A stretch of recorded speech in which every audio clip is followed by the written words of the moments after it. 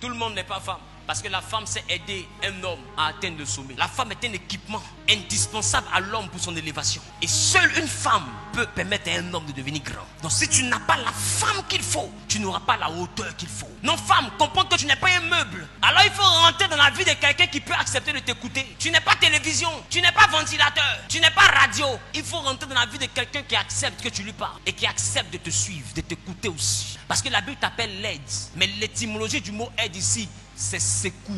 La femme est un équipement qui secoue le mari. Elle peut voir ce que l'homme ne peut pas voir. Elle peut sentir ce que l'homme ne peut pas sentir. Dieu lui a donné un autre sens. Peut-être qu'on peut appeler le 6e sens. Mais c'est un sens qui lui permet de réussir à capter ce que l'homme ne peut pas capter. C'est la raison pour laquelle tout le monde n'est pas femme.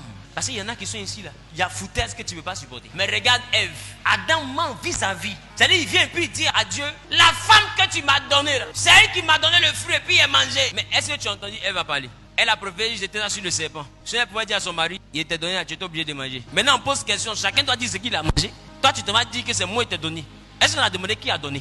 On a dit, avez-vous mangé? Est-ce qu'on a dit qui a donné? Maintenant en fait de j'ai donné là, c'est qui était où dans question de, est-ce que tu as mangé?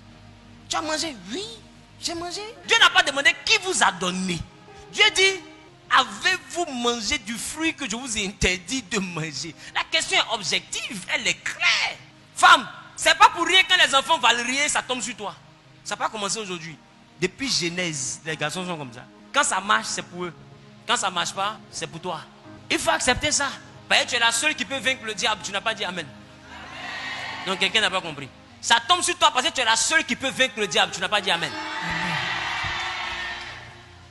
Quand ça tombe sur Ève, Ève prend pour elle l'épée, met ça sur le serpent. Elle met pas ça sur son mari. Parce que la femme sage sait que tout ce qui divise sa maison ne vient pas de son mari, mais ça vient du diable. Parce que le diable, quand il rentre dans la vie d'un homme, des fois l'homme lui-même il est aveuglé. C'est la femme seule qui sait que le monsieur il s'en taper sa tête. Mais elle fait tout pour l'aider, il ne voit pas. Ses yeux sont fermés. Pour lui, il est dans une logique, pour lui il a raison. Pour lui, il mène le bon combat. Pour lui, il est en train de faire le combat de la justice et de l'égalité.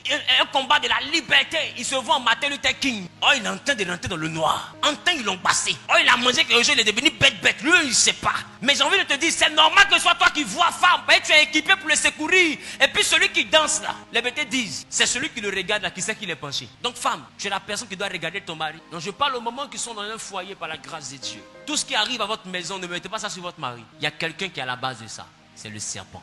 C'est pourquoi Dieu a dit, je mets inimitié entre la femme, sa postérité et le serpent. Tu lui mordras le talon et sa descendance t'écrasera la tête. C'est-à-dire que le combat a été mis entre la femme et le serpent. Parce que Dieu sait que dans le foyer, c'est la seule qui peut se battre spirituellement. Femme, tu n'es pas n'importe qui. C'est pourquoi tu es la seule qui est consciente véritablement des combats. Remarquez, partout on parle de spiritualité, c'est femme qui est devant. Quand on dit marabout, meilleur client des marabouts, c'est femme. Vrai ou faux? Si je mens, dis, moi, il est parti à la maison à sauce graine matin. Meilleur client des marabouts, c'est femme. Vrai ou faux? Maintenant, quand on dit église, meilleur fidèle d'église, c'est femme. Si tu vois une église où il y a plus de garçons que de femmes, faut se dire, Dieu n'est pas là-bas. Moi, je te dis. Tu vois une église où il y a plus de garçons que de femmes. Maman, lève-toi. Prends tes bagages. Mets ça comme ça. Tu sais pourquoi? Parce que partout où il y a la spiritualité, c'est la femme qui est devant. La femme est le signe de la présence de quelque chose de pas normal. Parce qu'il n'y a pas quelqu'un qui veut voir clair dans un ferrage pour dépasser femme. Donc s'il y a quelque chose de mystérieux là-bas, l'être qui sera là-bas, là, c'est la femme. Parce que la femme veut voir clair dans tout ce qui est bizarre. Les trucs sont trop forts là-bas, je m'en vais voir. Ils m'ont fait dire, oh, allez-y là-bas. Votre affaire là, toujours c'est vous qui êtes nouveau pasteur. C'est la femme qui est comme ça. Si tu as vu une église où il y a tant de garçons, c'est qu'il y a 100 femmes. Et quand je parle de garçons, je parle des hommes. Je ne parle pas. Parce que là où on dit spiritualité, on dit femme. Maman, tu n'es pas n'importe qui. Si tu réussis à devenir une femme, tu auras le pouvoir pour écraser la tête du serpent. Ça veut dire que quelqu'un ne peut pas rentrer mystiquement dans ta maison sans que toi tu le vois. C'est pas possible. Une femme qui a réussi à être formée par Dieu, tout ce qui se passe physiquement comme spirituellement dans sa maison, elle voit, elle sent. Elle peut dire, vous allez discuter, mais à la fin, vous allez lui donner raison.